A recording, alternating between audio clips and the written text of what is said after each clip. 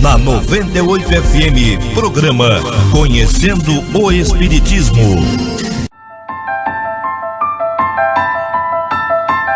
De todos os desvios da vida humana, o suicídio é talvez o maior deles pela sua característica de falso heroísmo, de negação absoluta da lei do amor e de suprema rebeldia à vontade de Deus, cuja justiça nunca se faz sentir junto dos homens sem a luz da misericórdia. Emmanuel, o Consolador, psicografia de Francisco Xavier. Uma campanha, Grupo Espírita A Caminho da Luz, Biguaçu, Santa Catarina. www.radiofraternidade.com.br. Programa Espírita Conhecendo o Espiritismo e Programa Espírita Luz e Fraternidade.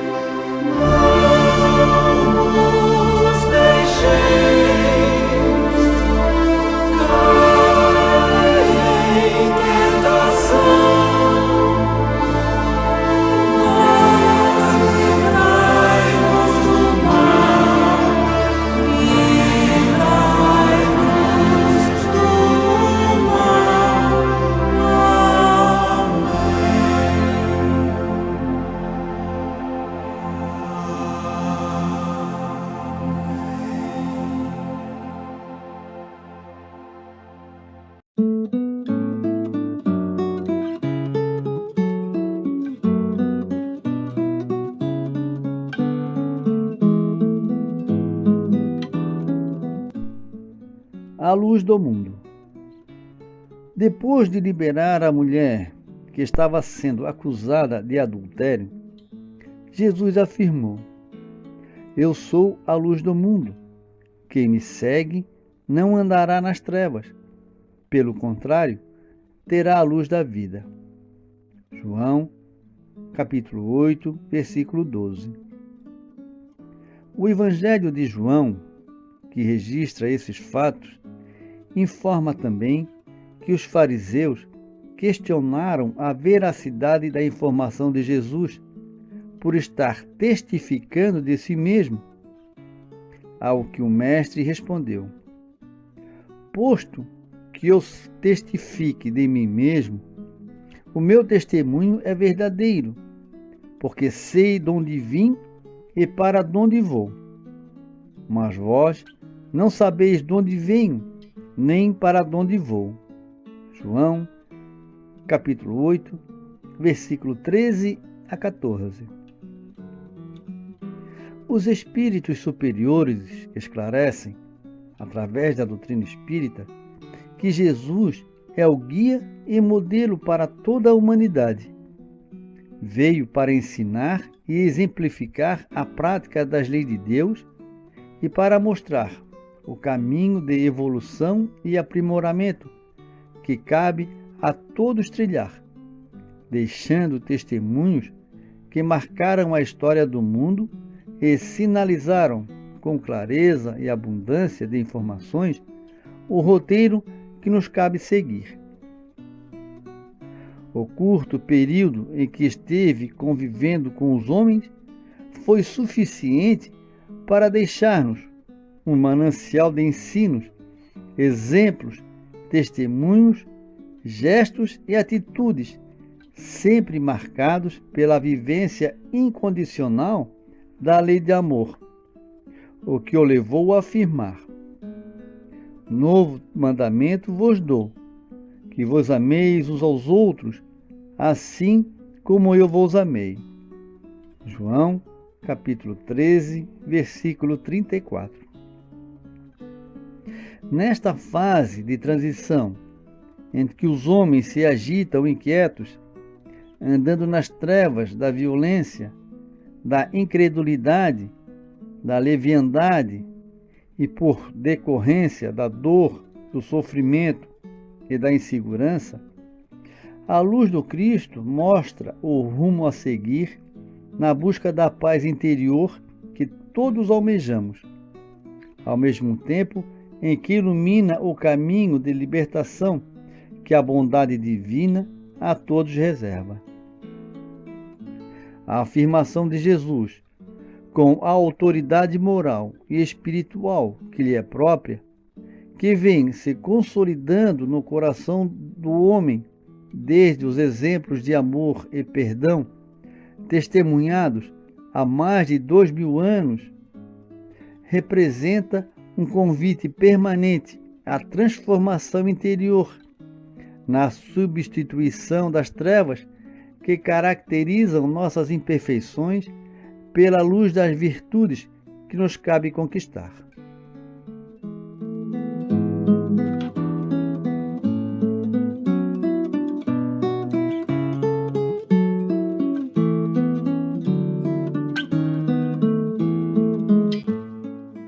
Leitura da revista Reformador.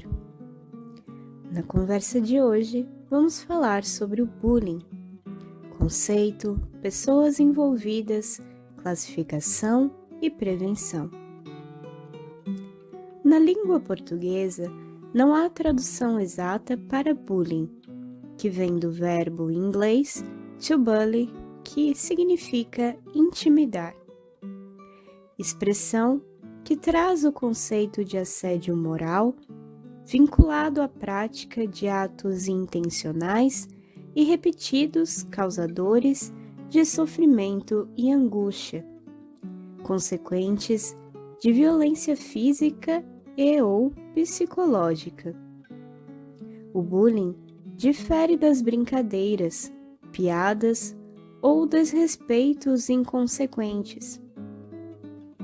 Ao contrário, caracteriza-se por casos de violência física e/ou moral, em muitos casos de forma velada, praticada por agressores contra vítimas. É importante saber diferenciar o bullying, que é sempre revestido da intenção de ferir, dos conflitos comuns que ocorrem, sobretudo, entre crianças e adolescentes, visto que o conflito é frequentemente e erroneamente associado à existência de violência, fazendo-se necessário diferenciá-lo de suas formas não positivas de mediação. Os estudos sobre bullying foram introduzidos pelo psicólogo sueco Dan Aki Owels, a partir de resultados obtidos da pesquisa realizada na Universidade de Bergen, na Noruega, em que investigou causas das taxas de suicídio em crianças ocorridas na Noruega na década de 1970. Neste trabalho, Owels definiu os principais critérios da manifestação do bullying. que são os físicos, bater, roubar, agredir, vandalizar e etc. Os verbais, insultar, ofender, ameaçar. E também os psicológicos, humilhar, perseguir, agredir, tiranizar, chantagear e etc. Os envolvidos no bullying podem ser classificados em 4 grupos: agressores, vítimas, espectadores passivos e vítimas agressoras. Conhecido como bully, plural de bullies, o agressor de ambos os sexos costuma ser um indivíduo que manifesta pouca empatia. Frequentemente é membro de família desestruturada em que há pouco ou nenhum relacionamento afetivo. Custa adaptar-se às normas, não aceita ser contrariado. É considerado malvado, duro e mostra pouca simpatia para com as suas vítimas. Adota condutas antissociais, incluindo o roubo, o vandalismo e o uso de álcool, além de ser atraído pelas más companhias. Para o Espiritismo, o ofensor é uma alma enferma cuja cura demanda tempo. Segundo Emmanuel, o ofensor pode ser a criatura que está sob lastimáveis processos obsessivos, que carrega enfermidades ocultas, que age ao impulso de tremendos enganos, que atravessa a nuvem do chamado momento infeliz, e quando assim não seja, é alguém que traz a visão espiritual enevoada pela poeira da ignorância, o que no mundo é uma infelicidade como qualquer outra. Cabem ainda ao ofensor o pesadelo do arrependimento, o desgosto íntimo, o anseio de reequilíbrio e a frustração agravada pela certeza de haver lesado espiritualmente a si próprio. As vítimas comuns dos bullies não precisam fazer nada para serem escolhidas. Os agressores simplesmente elegem pessoas no meio de um grupo para serem alvos de seus ataques. Essas agressões, então, não têm um motivo especial, uma origem. Emmanuel nos ensina que há vários tipos de pessoas que perseguem outras. Uma condição que reflete o seu atraso moral é: entre os perseguidores, contam-se os obsediados, os intemperantes, os depravados, os infelizes, os caluniadores, os calculistas e os criminosos, que descem pelas torrentes do remorso para a necessária refundição mental nos alambiques do tempo. Mas, entre os perseguidos sem razão, enumeram-se quase todos aqueles que lançam nova luz sobre as rotas da vida. Os espectadores passivos, também conhecidos como testemunhas silenciosas, representam um grupo maior, formado por pessoas que ao mesmo tempo são, de certa forma, vítimas e testemunhas dos fatos. A grande maioria não concorda com as agressões, mas preferem ficar em silêncio, pois tem medo de que os agressores, em caso de saída em defesa das vítimas, as eleja também para esses ataques. Pelo fato de as testemunhas silenciosas conviverem no mesmo ambiente com os agressores e com as vítimas, podem, por sua vez, apresentar diferentes graus de estresse e de medo, por temer os bullies e por se apiedar das vítimas. As vítimas agressoras são pessoas que foram vitimizadas pelo bullying e passaram a ser agressoras de outras pessoas. Aprenderam o comportamento do bullying e por algum motivo passaram a reproduzir o comportamento e a atacar outras pessoas. É preciso muita cautela para não se deixar contaminar pelo mal, sobretudo quando se é vítima de suas ações. Pais, educadores, médicos e psicólogos, juristas, a sociedade como um todo devem empenhar-se para auxiliar os que foram atingidos pela perseguição, a fim de que a vítima consiga superar o abuso a que foi submetida. A prevenção do bullying é de natureza educativa e contínua, abrangendo todos os segmentos da sociedade, dando-se ênfase à tolerância, ao respeito, à diversidade, à comunicação eficaz, à autoestima, à medição de conflitos, à promoção da paz e da cidadania. A educação é assim entendida, com o cultivo da inteligência e com o aperfeiçoamento do campo íntimo, em exaltação de conhecimento e bondade, saber e virtude, que não será conseguida tão só à força de instrução, que se imponha de fora para dentro, mas sim com a consciente adesão da vontade.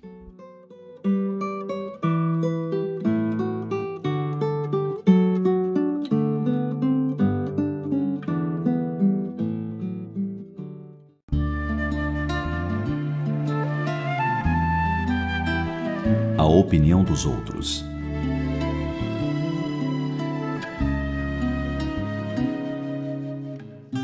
Você se importa com a opinião que os outros têm a seu respeito? Se a sua resposta for não, então você é uma pessoa que sabe de si mesma, que se conhece, é autossuficiente.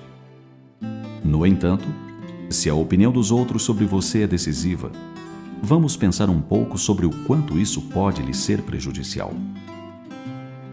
O primeiro sintoma de alguém que está sob o jugo da opinião alheia é a dependência de elogios.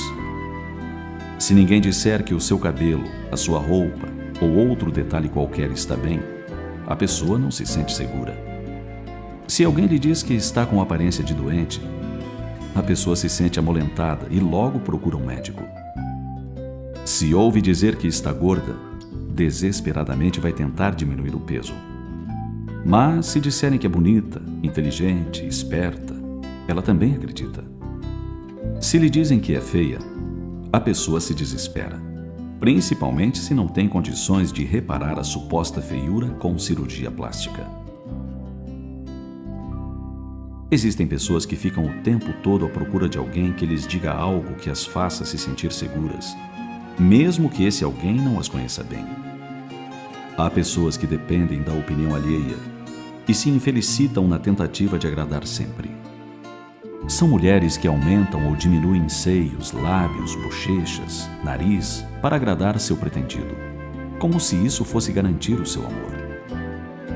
São homens que fazem implante de cabelo, modificam dentes, queixo, nariz, malham até a exaustão para impressionar a sua eleita. E quando essas pessoas, inseguras e dependentes, não encontram ninguém que as elogie, que lhes diga o que desejam ouvir, se infelicitam e, não raro, caem em depressão. Não se dão conta de que a opinião dos outros é superficial e leviana, pois geralmente não conhecem as pessoas das quais falam. Para que você seja realmente feliz, aprenda a se conhecer e a se aceitar como você é. Não acredite em tudo o que falam a seu respeito. Não se deixe impressionar com falsos elogios, nem com críticas infundadas. Seja você.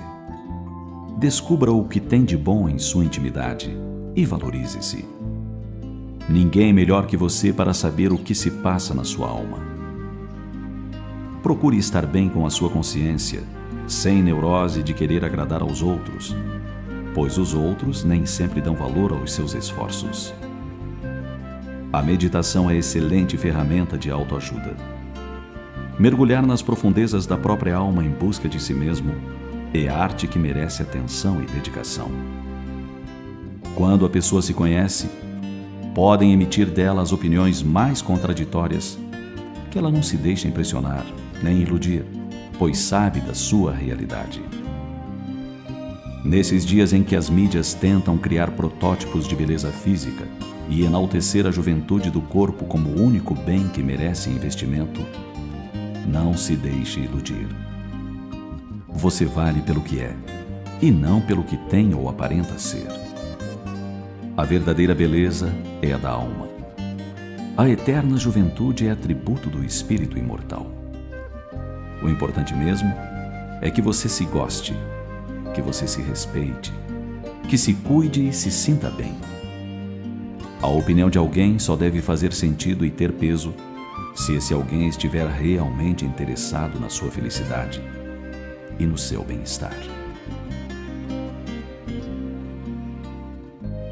Nenhuma opinião que emitam sobre você deve provocar tristeza ou alegria em demasia.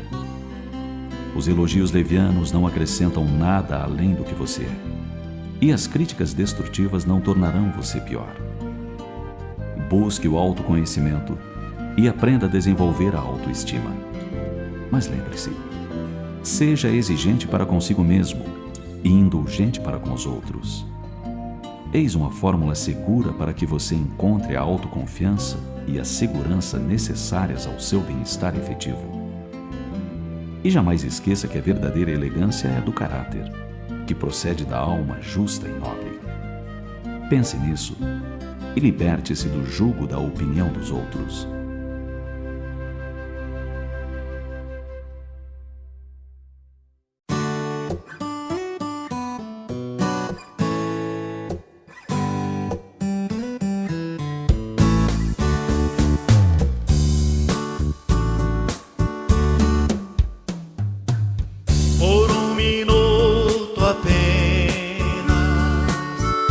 Distribui alegria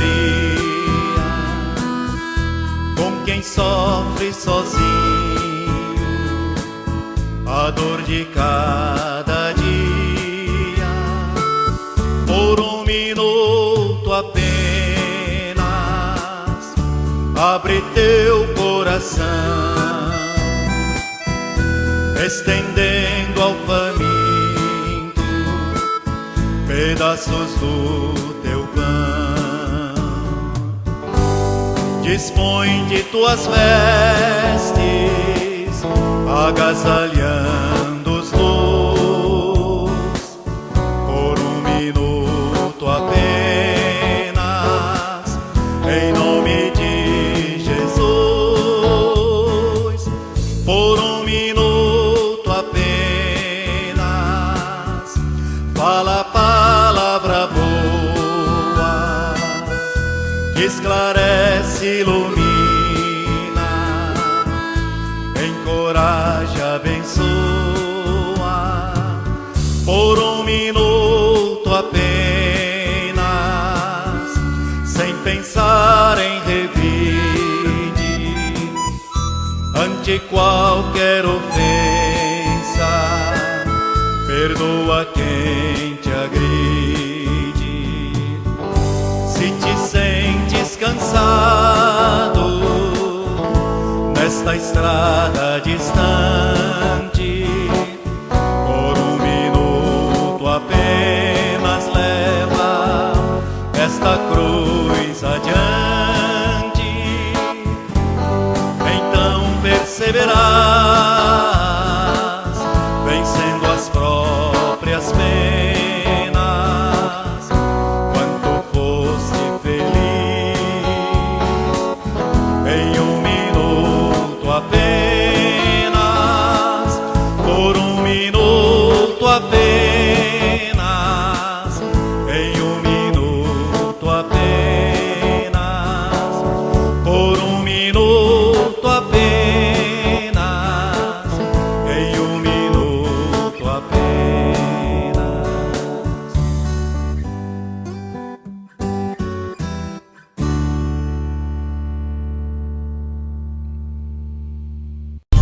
A 98 FM, programa Conhecendo o Espiritismo.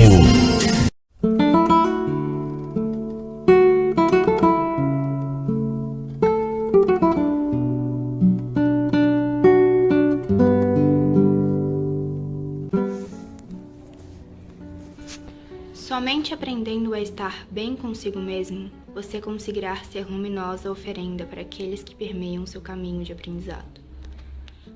Como você espera entregar o melhor de si no amor ao próximo, se não consegue aceitar-se nas batalhas do aperfeiçoamento? Como tecer o manto luminoso da amizade com os outros, sem que aprenda a cuidar, com o desvelo e afeto de suas próprias carências e dores? Incursione por sua intimidade. Procure compreender os escaninhos de suas inclinações sem recriminações e culpas. Olhe para si mesmo, dê-se o tempo necessário para as correções. Aprimore sua alma com afeto e paciência. Qual artífice ante o bloco de pedra, bruto do qual retira a estátua, que embelezará os olhares da humanidade? Deus que te criou rege a natureza dessa forma. Por que adotar a intransigência para consigo mesmo? Você não é a mais sublime obra do Pai? Ame a seu próximo como a si mesmo.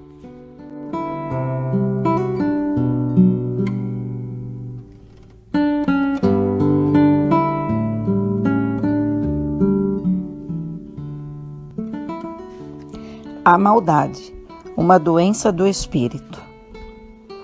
Impossível ignorar a existência do mal. Relatos de maldade e atos criminosos ocupam espaço na mídia escrita e falada, corriqueiramente. O assunto faz parte de estudos médicos, psicológicos, filosóficos e literários, do passado e do presente. A ciência admite, inclusive, a existência do comportamento e do componente genético para a maldade. Em termos médicos, maldade, que vem do latim malus, é o desejo ou a intenção de causar danos a alguém ou de ver outras pessoas sofrerem. A psiquiatria considera a maldade como uma psicopatia, que não aparece de forma única e uniforme. Há vários graus. A doutora Ana Beatriz ensina que, como psicopatia, a maldade é um transtorno da personalidade de que apresenta dois elementos casuais fundamentais: uma disfunção neurobiológica e o conjunto de influências sociais e educativas que são recebidas ao longo da vida. E informa ainda que tais psicopatas são, em geral, indivíduos frios, calculistas, inescrupulosos, dissimulados, mentirosos, sedutores e que visam apenas o seu próprio benefício. Eles são capazes de estabelecer vínculos afetivos ou de se colocar no lugar do outro. Eles são desprovidos de culpa ou remorso. E muitas vezes revelam-se agressivos e violentos, em maior ou menor nível de gravidade, e com formas diferentes de manifestarem os seus atos transgressores. Os psicopatas são verdadeiros predadores sociais, em cujas veias e artérias corre um sangue gélido. A maldade apresenta gradações que no ponto máximo é denominado perversão, originada do latim perversione. A palavra designa o ato ou efeito de tornar-se mal, corromper, depravar ou desmoralizar. Da mesma raiz da perversão vem a perversidade, que quer dizer que é uma índole ruim. Para a nossa doutrina espírita, Deus não criou espíritos maus, criou os simples e ignorantes. Os que são maus se tornaram por sua vontade. Nesse contexto, a índole perversa ou as más tendências identificadas em certas pessoas, refletem um somatório de ações infelizes, atentados contínuos à legislação divina, em razão do uso incorreto do seu livre-arbítrio, ao longo das reencarnações.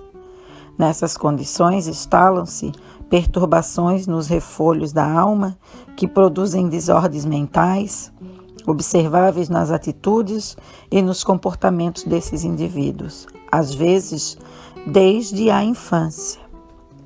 Se as manifestações de maldade não forem precocemente controladas ou tratadas, a pessoa pode se transformar em sociopata, praticando atos classificados como crimes hediondos.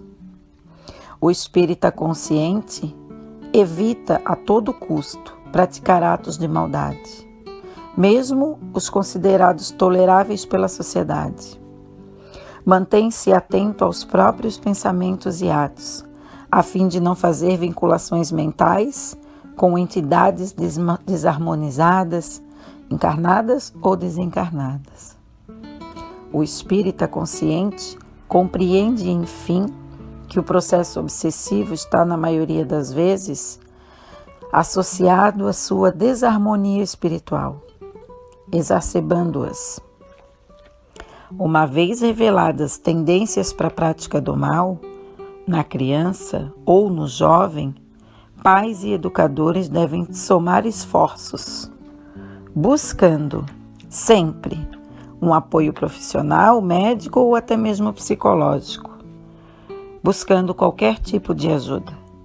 O auxílio espiritual, usual na casa espírita, prece, passe, radiações e outros como estudos, também é imprescindível para esse tipo de tratamento.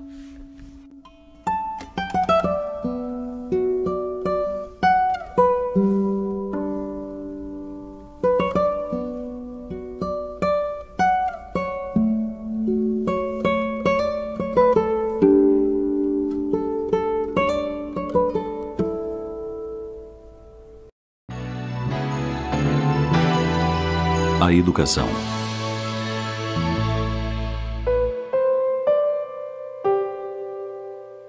Um dia desses lemos em um adesivo colado no vidro traseiro de um veículo a seguinte advertência: minha educação depende da tua.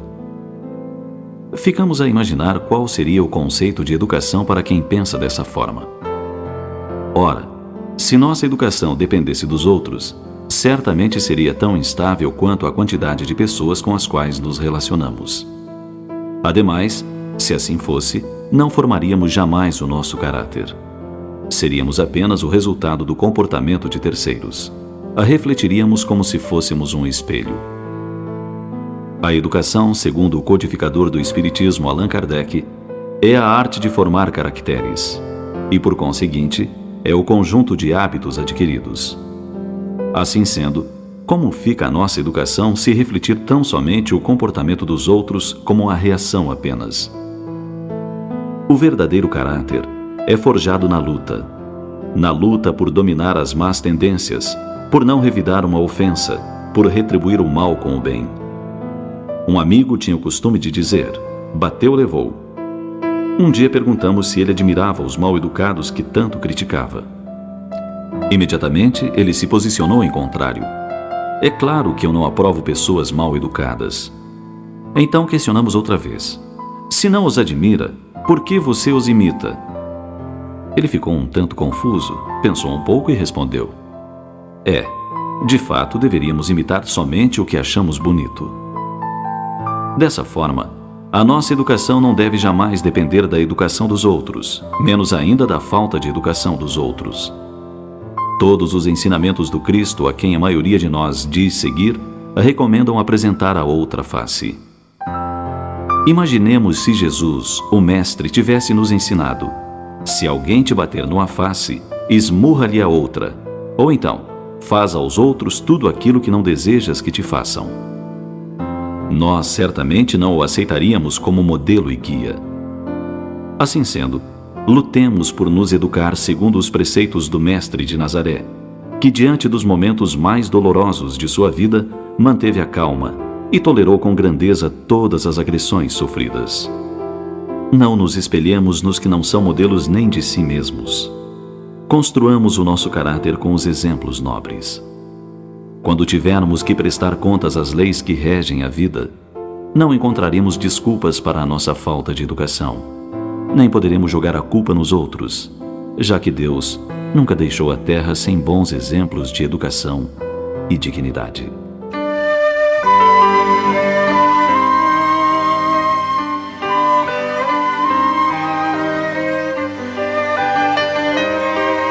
Não adotemos os costumes comuns que nada têm de normais. O normal é cada um buscar a melhoria íntima com os recursos internos e externos que Deus oferece. As rosas, mesmo com as raízes mergulhadas no estrume, se abrem para oferecer ao mundo o seu inconfundível perfume. O sândalo, por ser uma árvore nobre, deixa suave fragrância impregnada no machado que lhe dilacera as fibras. Assim, nós também podemos dar exemplos dignos de serem imitados.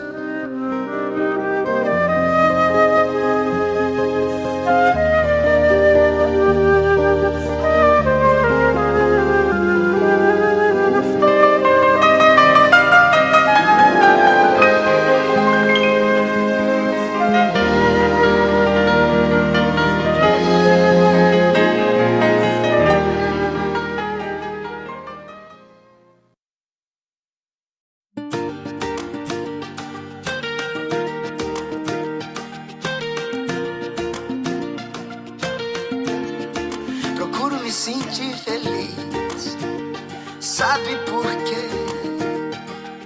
Porque eu não espero nada de ninguém.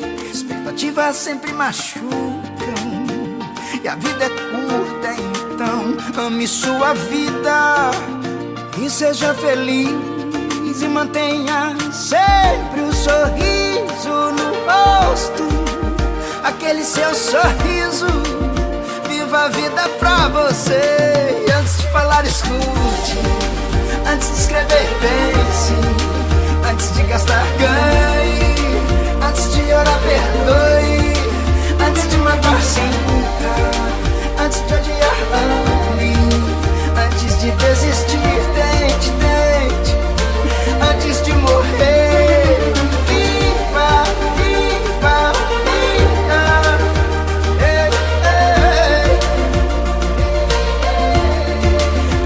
Sentir feliz, sabe por quê?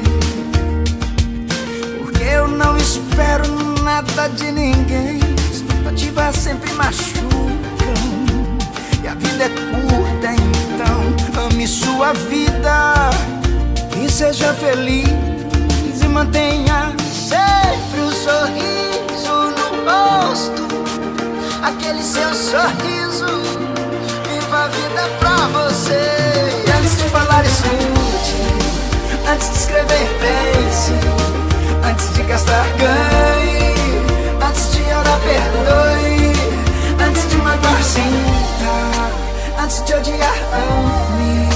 Antes de desistir, tente, tente. Antes de morrer. Antes de falar, escute. Antes de escrever, pense. Antes de gastar, ganhe. Antes de orar, perdoe. Antes de magoar, sinta. Antes de odiar, ame. Antes de desistir, tente, tente. Antes de morrer. Viva, viva, vida. Ei, ei, ei, ei. Viva a vida.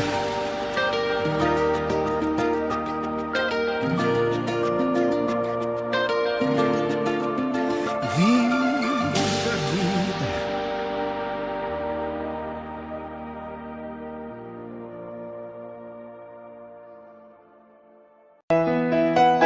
Que nenhum ser humano, homem ou mulher, consista na permanência em sua mente, em um instante sequer, da sinistra ideia de exterminar a própria vida, a fim de evitar que, sob o estímulo e a indução de adversários cruéis, venha cometer a mais grave das infrações às leis divinas.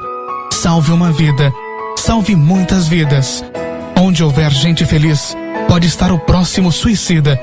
Vamos todos, numa corrente de amor ao próximo, diminuir o número de suicidas.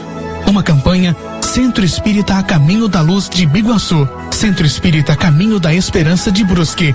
Web Rádio Fraternidade, www.radiofraternidade.com.br. Programa Espírita Luz e Fraternidade.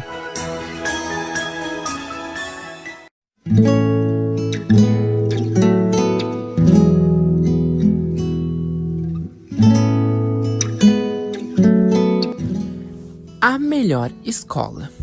Eduquemos os nossos filhos na base da disciplina amorosa. O amor sem disciplina quase sempre conduz a criança à irresponsabilidade perante a vida. Ninguém é capaz de criar novos hábitos sem que tenha a disciplina por companheira. Porém, a disciplina sem amor mais se assemelha a um processo perverso que reprime sem educar, sem criar a consequência da criatura para discernir entre aquilo que ela pode e aquilo que lhe convém. Conjugando disciplina e amor, os pais terão a melhor pedagogia em suas mãos para a educação dos filhos. E que os nossos pais não se esqueçam que o lar continua sendo a melhor escola do mundo e que o exemplo que dão aos filhos é a mais eficiente técnica de aprendizado. Por isso, nenhuma missão fora do lar pode ser mais importante para os pais do que a sublime tarefa que realizam na intimidade do lar.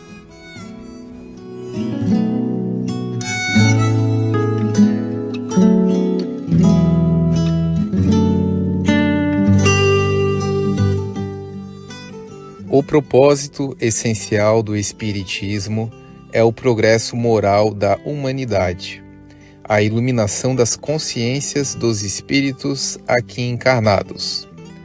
Vinícius, pseudônimo de Pedro de Camargo, emérito educador e evangelizador, ao analisar a importância da educação moral para o homem, afirma categórico: o reino divino das realidades da vida encontra-se nos refolhos da consciência humana. Ensinar os homens a descobri-lo em si próprios e por ele se orientarem, eis a magna questão. Tudo o mais é acessório.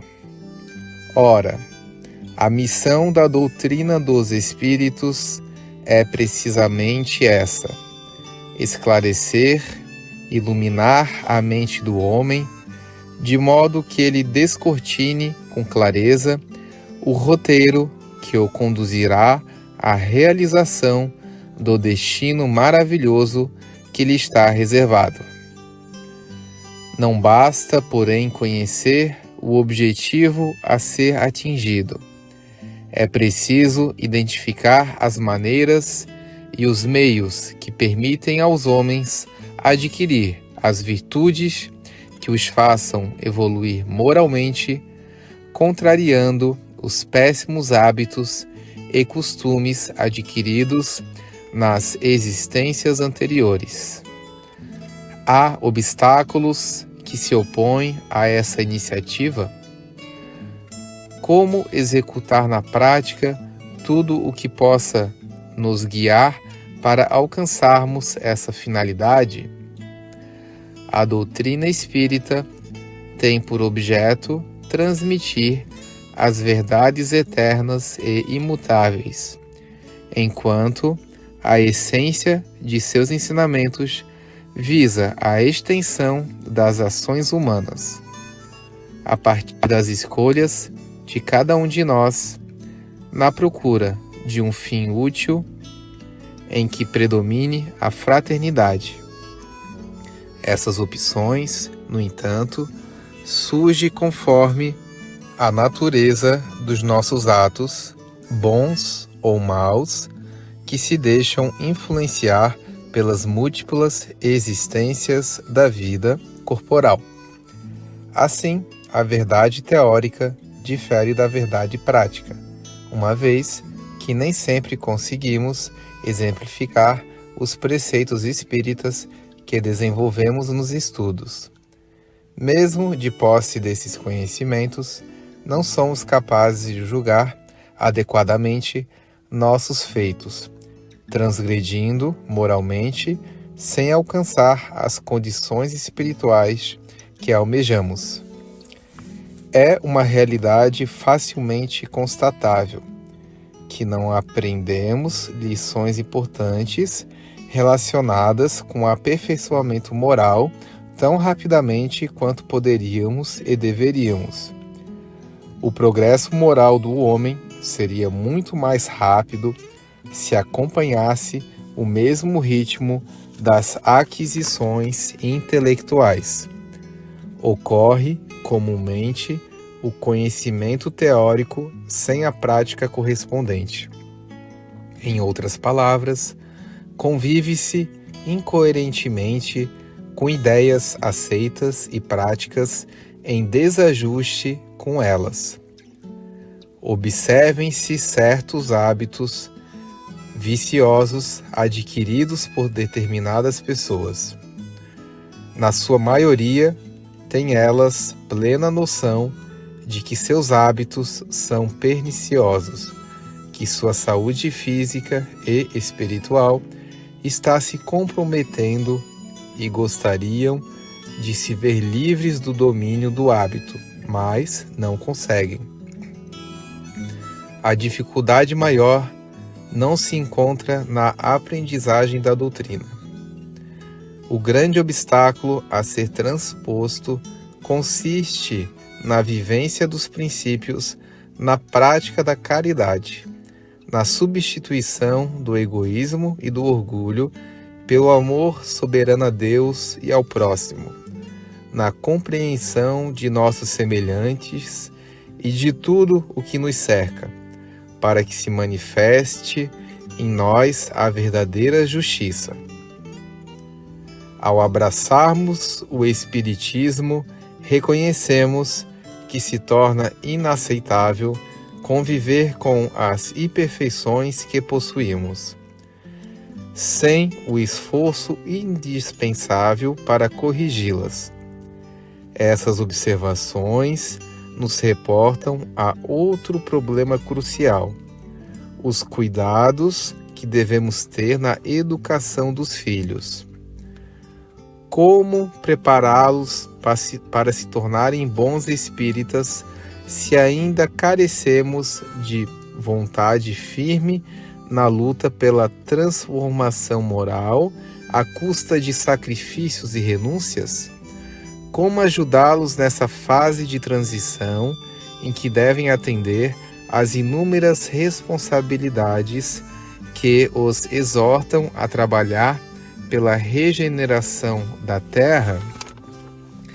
Essas fundamentações embasaram o mestre de Lyon para o importante comentário da resposta à questão 685-A de O Livro dos Espíritos, ao indicar a educação moral como condição primordial para a transformação do homem.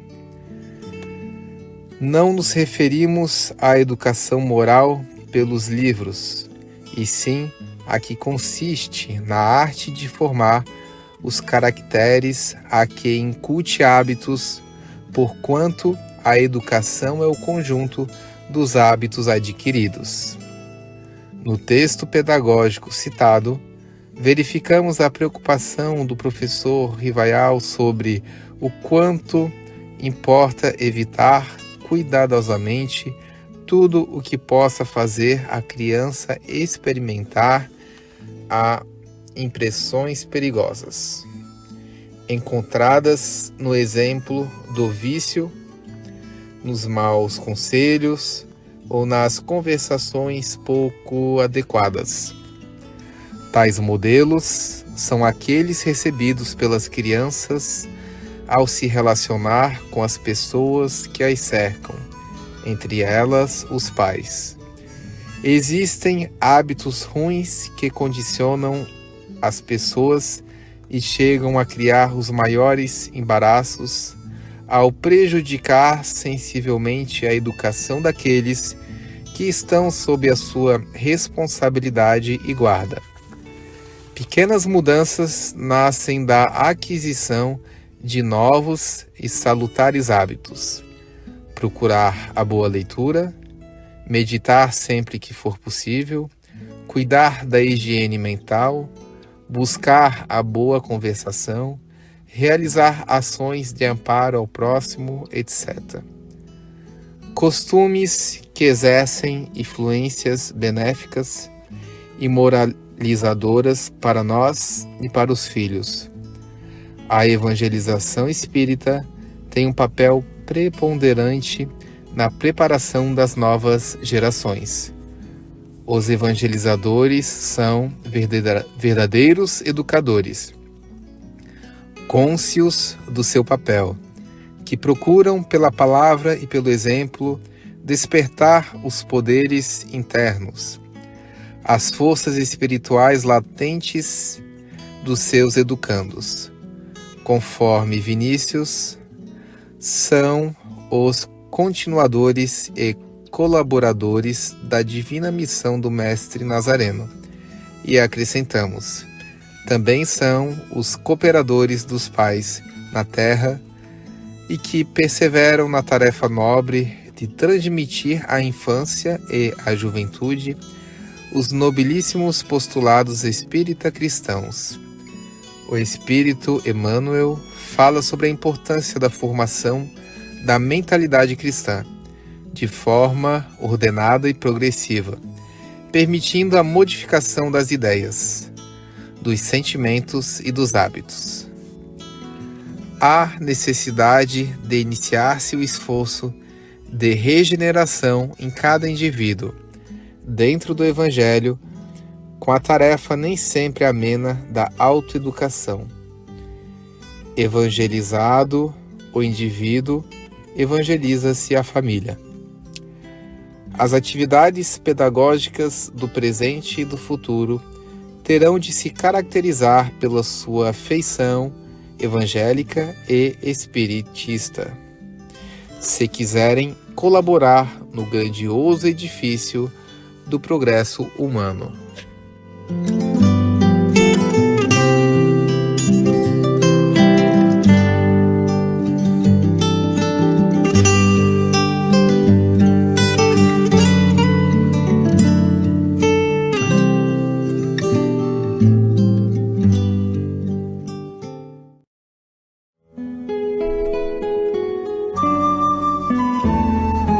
A cura verdadeira.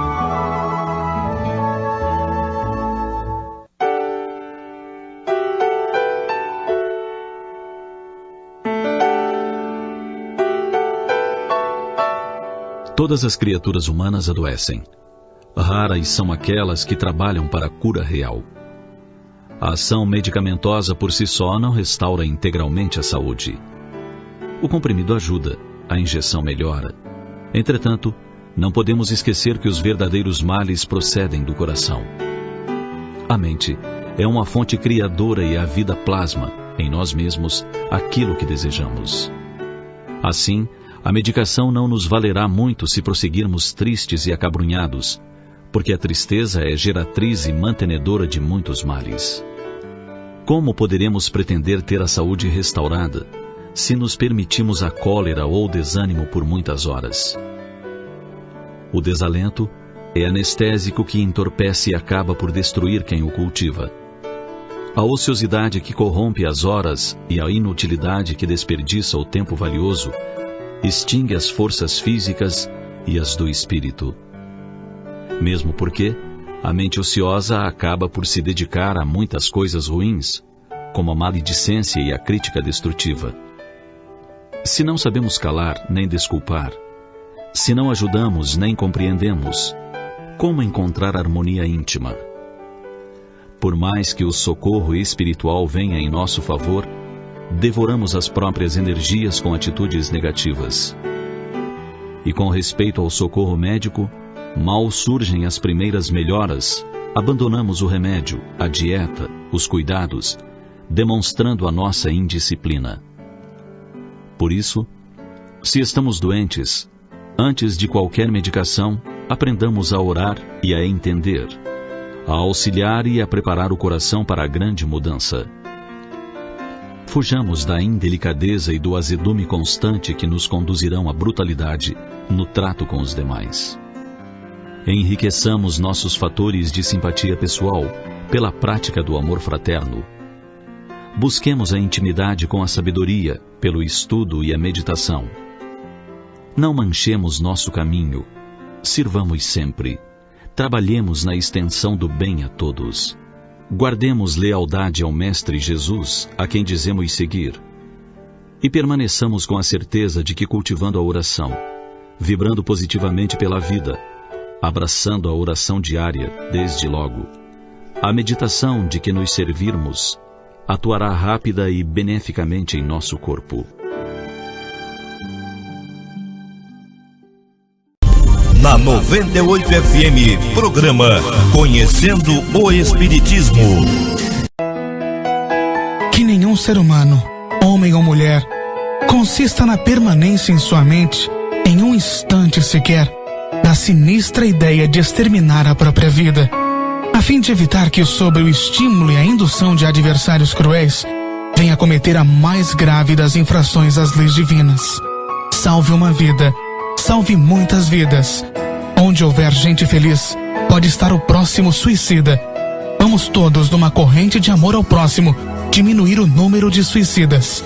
Uma campanha Centro Espírita a Caminho da Luz de Biguaçu, Centro Espírita a Caminho da Esperança de Brusque.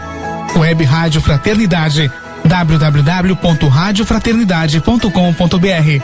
Programa Espírita Luz e Fraternidade.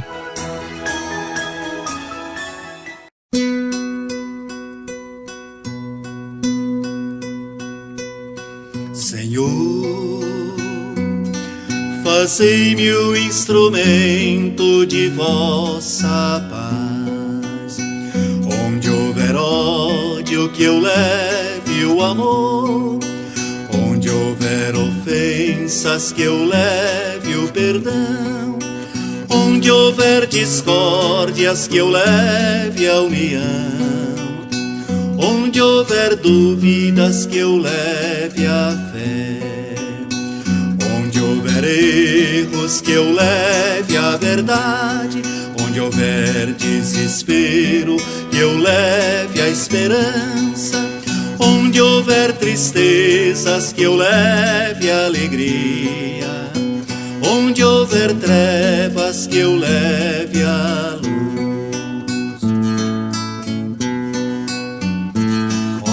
Mestre, fazei com que eu procure mais consolar que ser consolado, compreender que ser compreendido, amar que ser amado, pois é dando que se recebe.